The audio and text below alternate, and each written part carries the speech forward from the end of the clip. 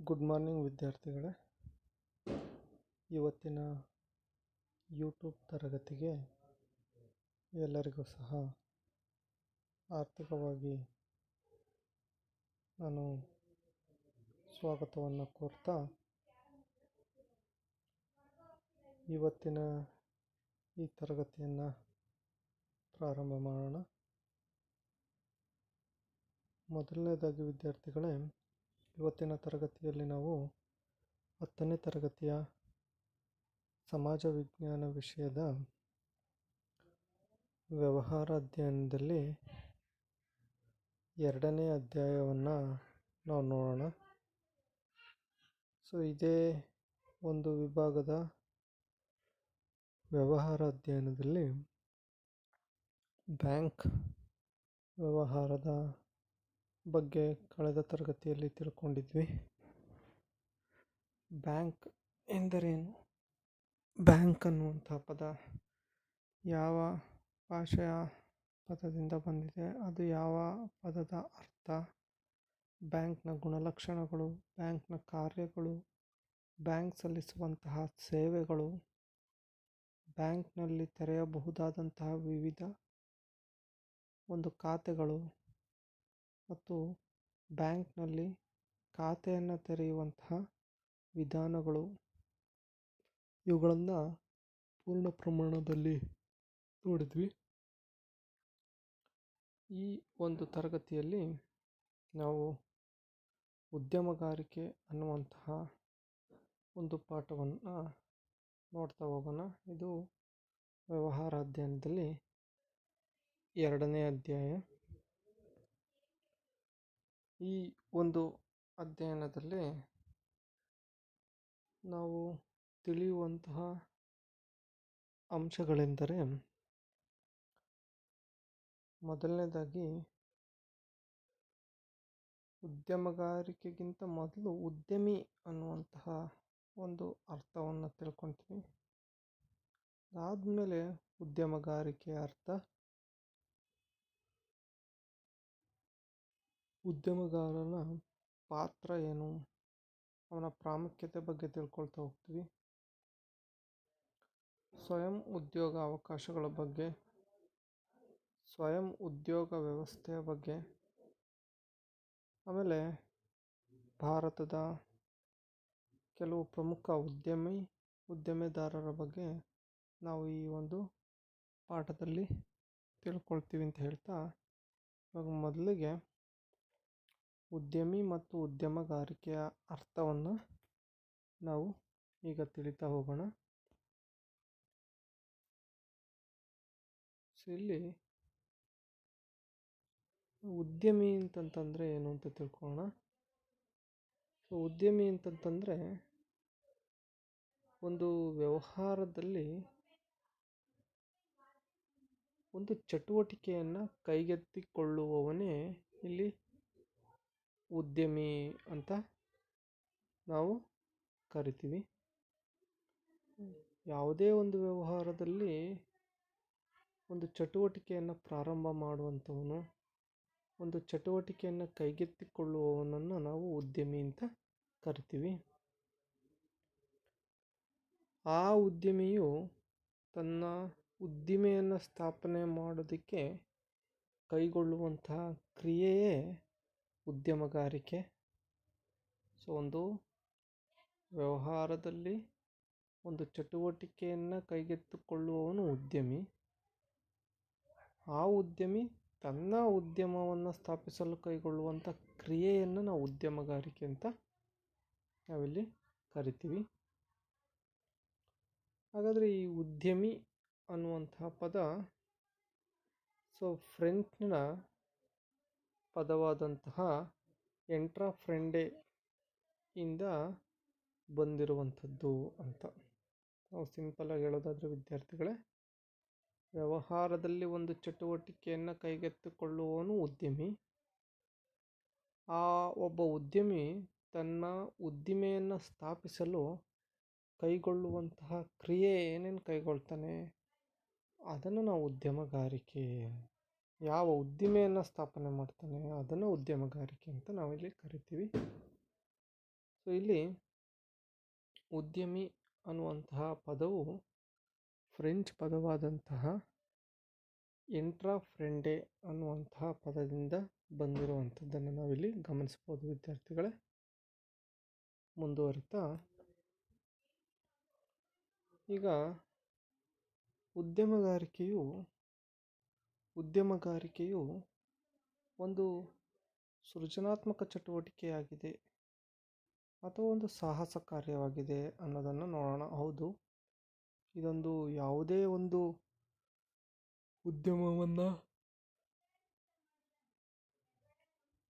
ಉದ್ಯಮಗಾರಿಕೆಯನ್ನು ಸ್ಥಾಪನೆ ಮಾಡುವಂಥದ್ದು ಸೃಜನಾತ್ಮಕವಾಗಿರುವಂಥದ್ದು ಮತ್ತು ಸಾಹಸ ಕಾರ್ಯನೇ ಆಗಿರುವಂಥದ್ದನ್ನು ನಾವಿಲ್ಲಿ ಗಮನಿಸ್ಬೋದು. ಯಾಕೆಂದರೆ ಇದು ಏನೂ ಇಲ್ಲದಿದ್ದನ್ನು ಏನಾದರೊಂದಿಗೆ ಸೃಜಿಸುವ ಸಾಮರ್ಥ್ಯವಾಗಿರುವಂಥದ್ದನ್ನು ನಾವು ನೋಡ್ಬೋದು.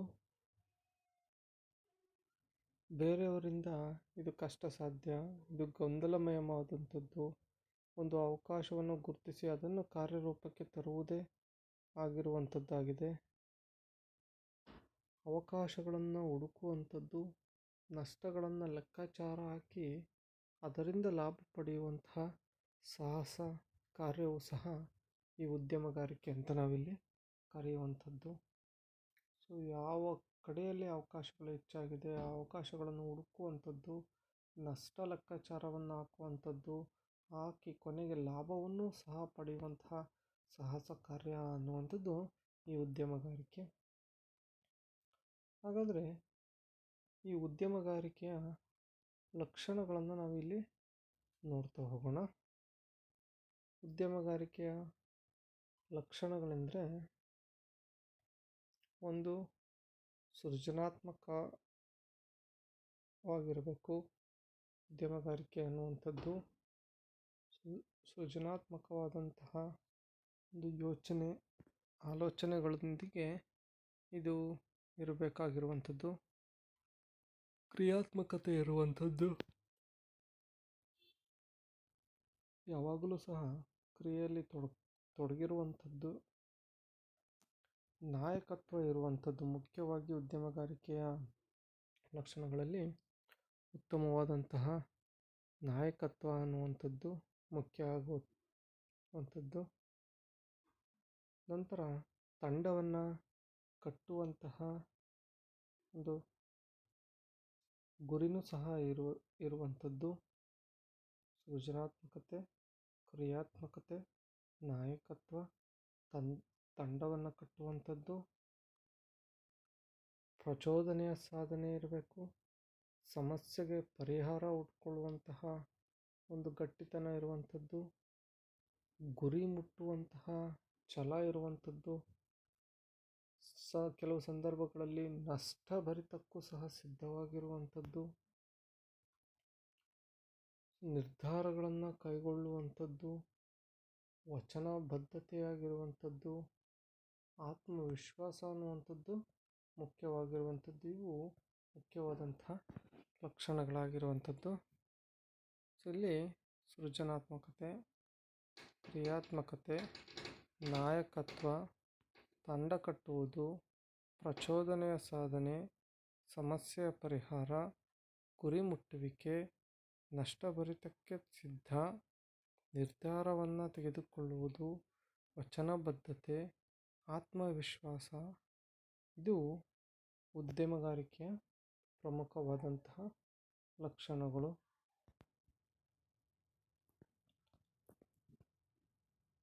ಇದಾದ ನಂತರ ವಿದ್ಯಾರ್ಥಿಗಳೇ, ಉದ್ಯಮಗಾರಿಕೆಯ ಲಕ್ಷಣಗಳ ನಂತರ ನಾವು ಉದ್ಯಮಿಯ ಕಾರ್ಯಗಳು ಏನು ಅಂತ ನೋಡೋಣ. ಒಬ್ಬ ಉದ್ಯಮಿ ಏನೇನು ಕೆಲಸಗಳನ್ನು ಮಾಡ್ತಾನೆ ಅನ್ನುವಂಥದ್ದು. ಒಬ್ಬ ಉದ್ಯಮಿಯು ವ್ಯಾಪಾರ ಚಟುವಟಿಕೆಗಳನ್ನು ಅನೇಕ ಯೋಜನೆಗಳ ಮೂಲಕ ಪ್ರಾರಂಭಿಸ್ತಾನೆ. ಸೊ ಆತ ಒಂದು ವ್ಯಾಪಾರವನ್ನು, ಚಟುವಟಿಕೆಯನ್ನು ಹಲವಾರು ಯೋಜನೆಗಳನ್ನು, ಪ್ಲ್ಯಾನ್ಗಳನ್ನು ಮಾಡಿ ಆತ ಒಂದು ಉದ್ಯಮಗಾರಿಕೆಯನ್ನು ಪ್ರಾರಂಭ ಮಾಡ್ತಾನೆ. ಅದಾದ ನಂತರ ಒಬ್ಬ ಉದ್ಯಮಿ ಅಂತಂದರೆ ಅವನು ಉತ್ಪಾದನಾಗಳನ್ನು ಸಂಯೋಜಿಸುವಂಥವನು. ಶ್ರಮ ಆಗಿರ್ಬೋದು, ಬಂಡವಾಳ ಆಗಿರ್ಬೋದು, ಭೂಮಿ ಆಗಿರ್ಬೋದು, ಏನೇನು ಉತ್ಪಾದನಾಂಗಗಳಿದಾವೋ ಅವೆಲ್ಲವುಗಳನ್ನು ಅವನು ಸಂಯೋಜನೆ ಮಾಡುವಂಥವನು ಅಂತ ನಾವಿಲ್ಲಿ ಕರಿಬೋದು. ಅದು ಅವನ ಕಾರ್ಯ ಆಗಿರುತ್ತೆ. ಅದಾದ ನಂತರ ಉದ್ಯಮಗಾರನು ಉತ್ಪಾದಿಸುವ ವಸ್ತುಗಳ ಬಗ್ಗೆ, ತಾಂತ್ರಿಕತೆ ಬಗ್ಗೆ, ಮಾರುಕಟ್ಟೆ ಮತ್ತು ಉದ್ಯೋಗ ಮುಂತಾದವುಗಳ ಬಗ್ಗೆ ನಿರ್ಧಾರಗಳನ್ನು ಕೈಗೊಳ್ಳುತ್ತಾನೆ ಅನ್ನುವಂಥದ್ದು. ಸೊ ಒಬ್ಬ ಉದ್ಯಮಗಾರ ತಾನು ಏನು ಉತ್ಪಾದಿಸ್ತೀನಿ ಅನ್ನೋದ್ರ ಬಗ್ಗೆ ನಿರ್ಧಾರ ತೆಗೆದುಕೊಳ್ತಾನೆ, ತಾಂತ್ರಿಕತೆಯ ಬಗ್ಗೆ ನಿರ್ಧಾರವನ್ನು ತೆಗೆದುಕೊಳ್ತಾನೆ, ಮಾರುಕಟ್ಟೆಗಳ ಬಗ್ಗೆ ನಿರ್ಧಾರವನ್ನು ತೆಗೆದುಕೊಳ್ಳುವಂಥದ್ದು. ಹೀಗೆ ಹಲವಾರು ನಿರ್ಧಾರಗಳನ್ನು ಕೈಗೊಳ್ಳುವಂಥ ಕಾರ್ಯನೂ ಸಹ ಅವನ ಮೇಲೇ ಇರುವಂಥದ್ದನ್ನು ನಾವಿಲ್ಲಿ ಗಮನಿಸ್ಬೋದು. ಉದ್ಯಮಿಯು ಹೊಸ ಹೊಸ ವಿಧಾನಗಳನ್ನು ರೂಢಿಗೆ ತರುತ್ತಾನೆ ಅನ್ನುವಂಥದ್ದು.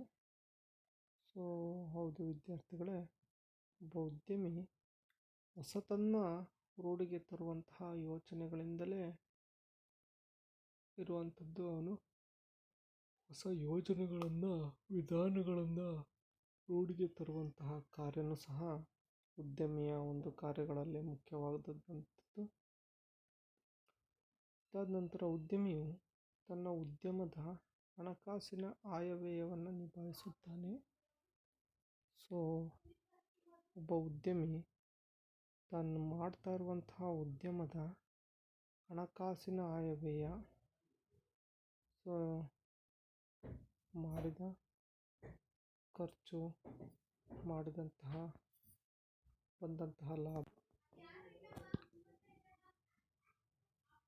ಮಾಡುವಂತಹ ಉದ್ಯಮದ ಖರ್ಚು, ಹೂಡಿಕೆ ಮಾಡುವಂಥದ್ದು, ಲಾಭ ಗಳಿಸುವಂಥದ್ದು, ನಾವೇನು ಆಯವ್ಯಯ ಅಂತ ಕರಿತೀವಿ, ಉಳಿತಾಯದ ಆಯವ್ಯಯ, ಕೊರತೆಯ ಆಯವ್ಯಯ, ಸಮತೋಲನದ ಆಯವ್ಯಯ ಅಂತ, ಆ ರೀತಿ ಆತನೇ ಎಲ್ಲ ಹಣಕಾಸಿನ ಆಯವ್ಯಯವನ್ನು ನಿಭಾಯಿಸುವಂಥದ್ದು.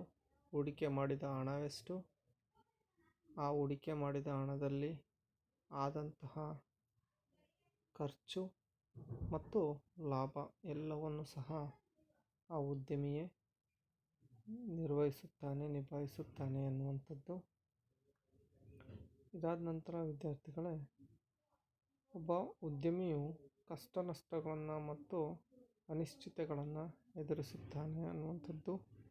ಸೊ ಯಾವುದೇ ಒಬ್ಬ ಉದ್ಯಮಿಯು ಒಂದು ಉದ್ಯಮವನ್ನು ಪ್ರಾರಂಭ ಮಾಡಿದಂಥ ಸಂದರ್ಭದಲ್ಲಿ ಅನೇಕ ಕಷ್ಟ ನಷ್ಟಗಳನ್ನು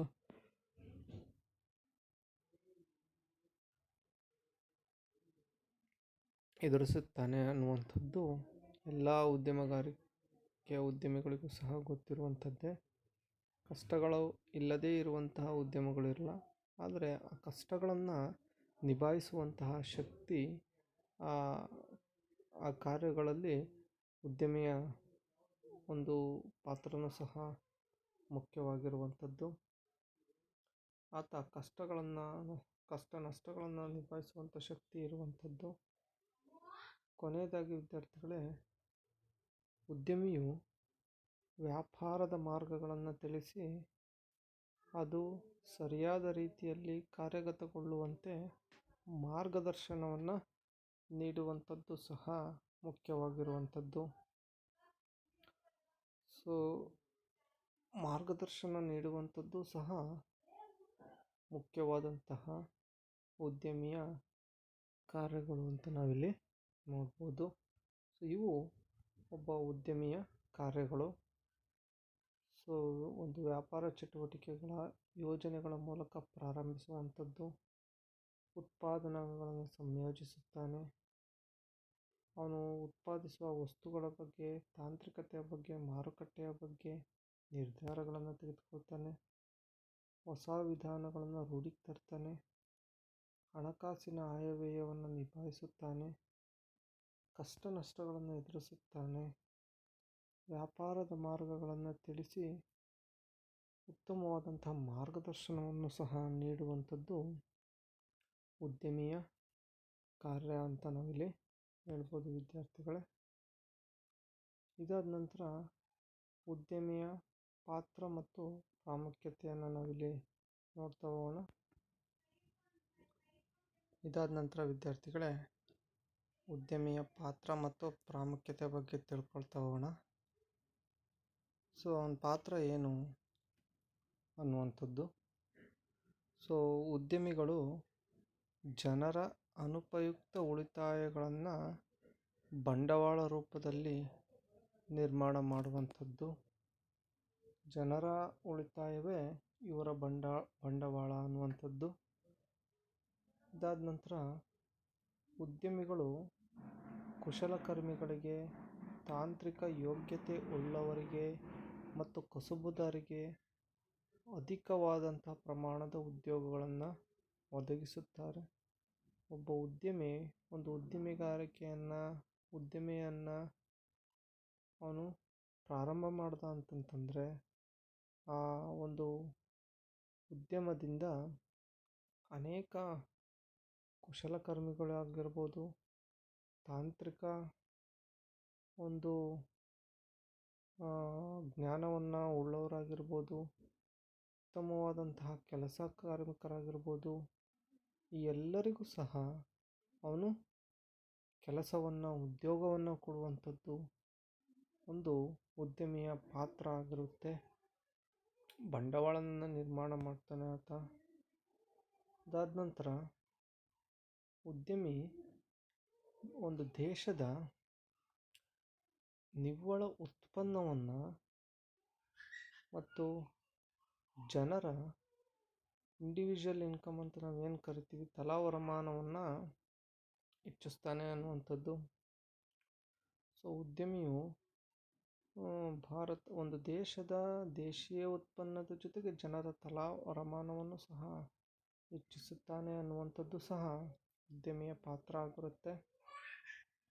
ಇದಾದ ನಂತರ ಉದ್ಯಮಿಗಳು ಬಂಡವಾಳ ಮತ್ತು ಕೌಶಲ್ಯವನ್ನು ಒಟ್ಟುಗೂಡಿಸಿ ಹೊಸ ವಸ್ತುಗಳನ್ನು ಮತ್ತು ಸೇವೆಗಳನ್ನು ರೂಢಿಗೆ ತಂದು ಮಾರುಕಟ್ಟೆಗಳನ್ನು ಅಭಿವೃದ್ಧಿಪಡಿಸುತ್ತಾರೆ ಅನ್ನುವಂಥದ್ದು.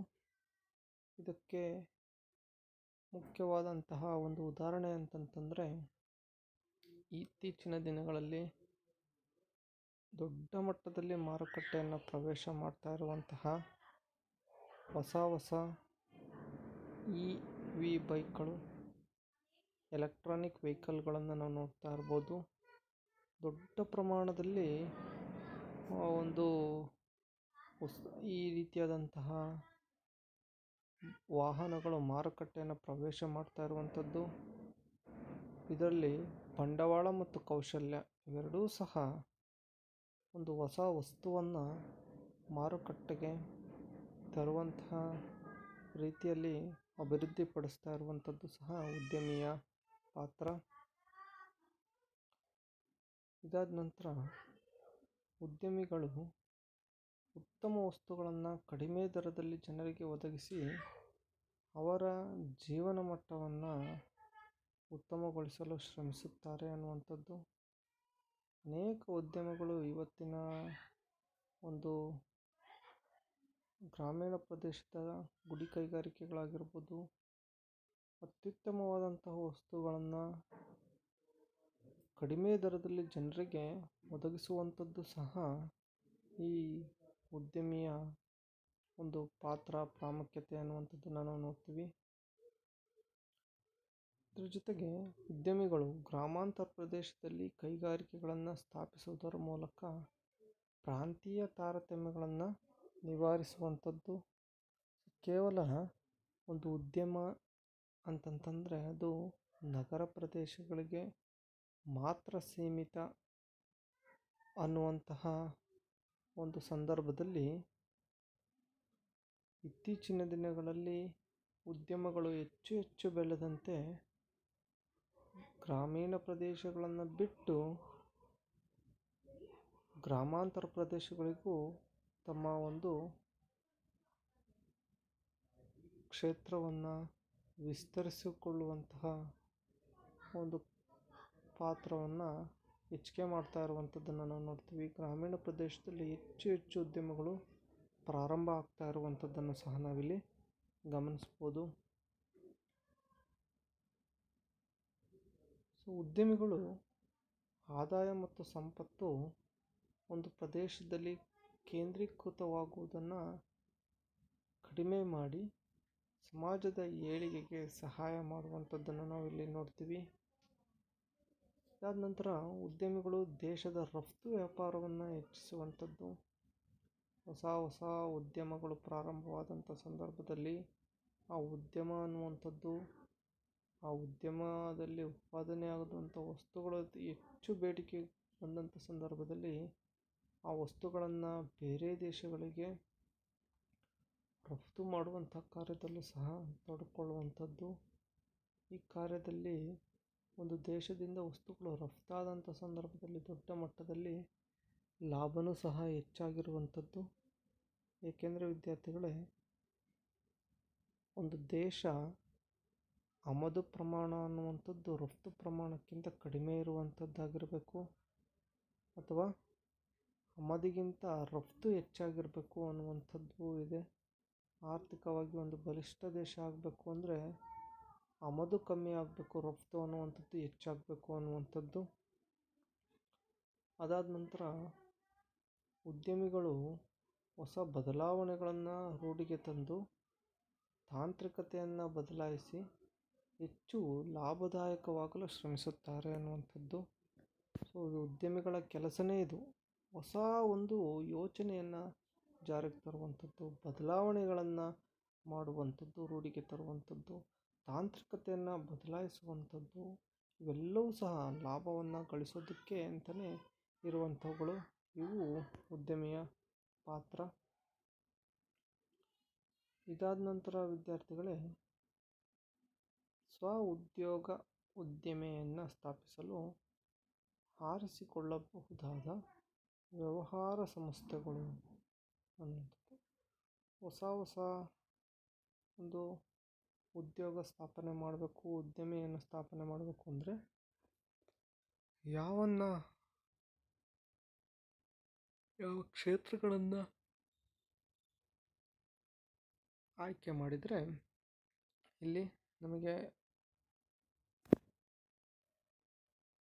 ಲಾಭ ಸಿಗುತ್ತೆ ಅನ್ನುವಂಥದ್ದನ್ನು ನಾವು ನೋಡ್ತಾ ಹೋದಂಥ ಸಂದರ್ಭದಲ್ಲಿ ಯಾವುಗಳನ್ನು ನೀವು ಆರಿಸಿಕೊಳ್ಳಬಹುದು ಅನ್ನುವಂಥದ್ದನ್ನು ನಾವು ನೋಡ್ತಾ ಹೋದಂಥ ಸಂದರ್ಭದಲ್ಲಿ, ಮೊದಲನೇದಾಗಿ ಜಾಹೀರಾತು ಮತ್ತು ಸೇವಾ ಸಂಸ್ಥೆಗಳು,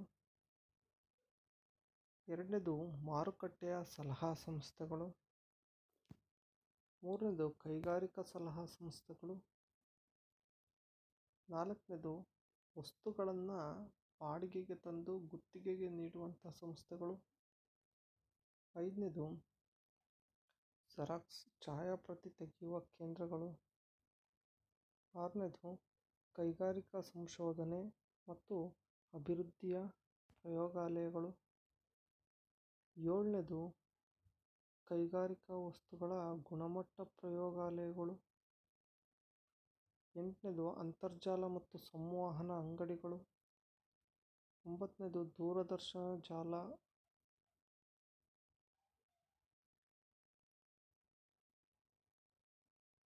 ಸೇವಾ ಕ್ಷೇತ್ರಗಳು,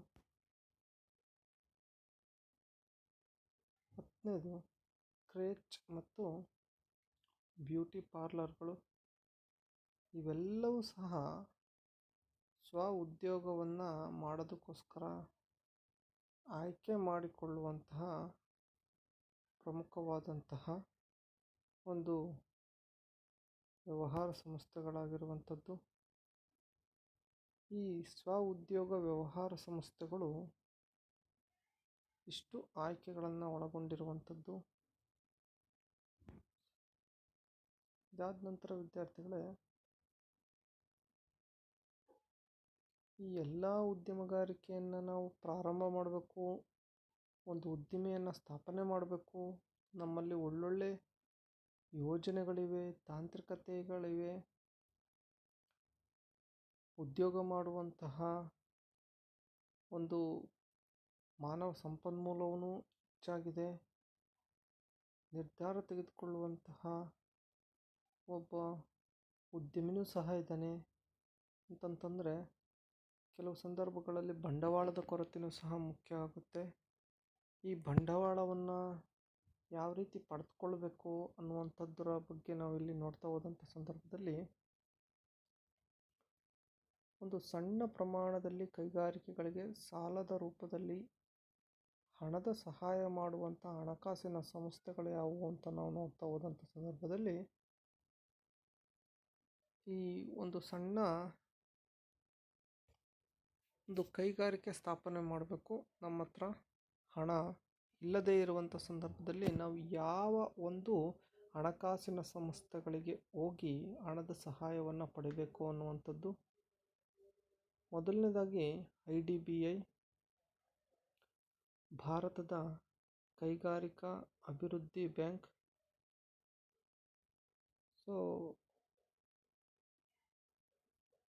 industrial development bank of India ಅನ್ನುವಂಥದ್ದು, ಇದು ಕೈಗಾರಿಕೆಗಳನ್ನು ಅಭಿವೃದ್ಧಿಪಡಿಸೋದಕ್ಕೋಸ್ಕರನೇ ಸಾಲ ಕೊಡುವಂತಹ ಬ್ಯಾಂಕ್.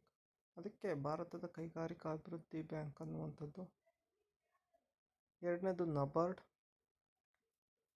ಕೃಷಿ ಮತ್ತು ಗ್ರಾಮೀಣ ಅಭಿವೃದ್ಧಿಯ ರಾಷ್ಟ್ರೀಯ ಬ್ಯಾಂಕ್. ಈ ನಬಾರ್ಡ್ನ ಮುಖ್ಯವಾದಂಥ ಉದ್ದೇಶನೇ ಕೃಷಿ ಮತ್ತು ಗ್ರಾಮೀಣ ಅಭಿವೃದ್ಧಿ ಅನ್ನುವಂಥದ್ದು. ಇದಾದ ನಂತರ ವಿದ್ಯಾರ್ಥಿಗಳೇ ಎಕ್ಸಿಮ್ ಅನ್ನುವಂಥದ್ದು. ಎಕ್ಸ್ಪೋರ್ಟ್ ಆ್ಯಂಡ್ ಇಂಪೋರ್ಟ್ ಅನ್ನುವಂತಹ ಬ್ಯಾಂಕ್, ಆಮದು ಮತ್ತು ರಫ್ತು ಬ್ಯಾಂಕ್ ಅನ್ನುವಂಥದ್ದು. ಇದಾದ ನಂತರ ಭಾರತೀಯ ಸಣ್ಣ ಕೈಗಾರಿಕಾ ಅಭಿವೃದ್ಧಿ ಬ್ಯಾಂಕ್ ಅನ್ನುವಂಥದ್ದು, ಸಣ್ಣ ಪ್ರಮಾಣದ ಕೈಗಾರಿಕೆಗಳನ್ನು ಸ್ಥಾಪನೆ ಮಾಡೋದಕ್ಕೆ ಇರುವಂಥ ಬ್ಯಾಂಕ್. SIDBI,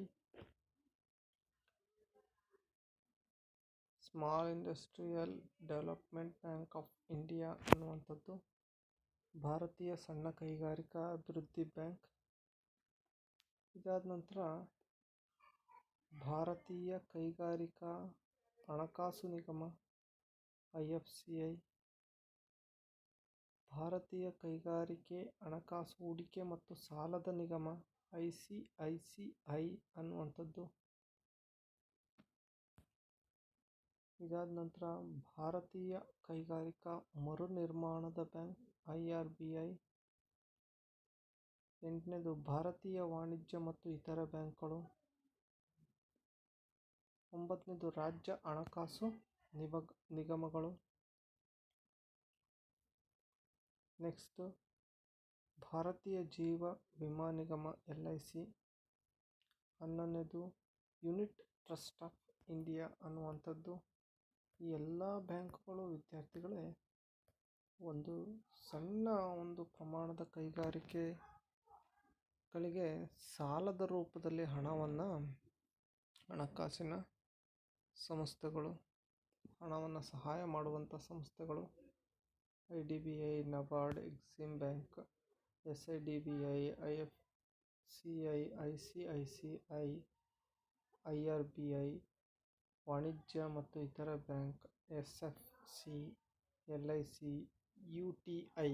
ಈ ಎಲ್ಲ ಬ್ಯಾಂಕುಗಳು ನಮಗೆ ಒಂದು ಸಣ್ಣ ಒಂದು ಪ್ರಮಾಣದ ಕೈಗಾರಿಕೆಗಳನ್ನು ನಾವು ಮಾಡ್ತೀವಿ ಅಂದರೆ ಸಾಲದ ರೂಪದಲ್ಲಿ ಈ ಎಲ್ಲ ಬ್ಯಾಂಕುಗಳಲ್ಲೂ ಸಹ ಹಣಕಾಸಿನ ವ್ಯವಸ್ಥೆ ಅನ್ನುವಂಥದ್ದು ಆಗುವಂಥದ್ದನ್ನು ನಾವಿಲ್ಲಿ ನೋಡ್ತೀವಿ ವಿದ್ಯಾರ್ಥಿಗಳೇ.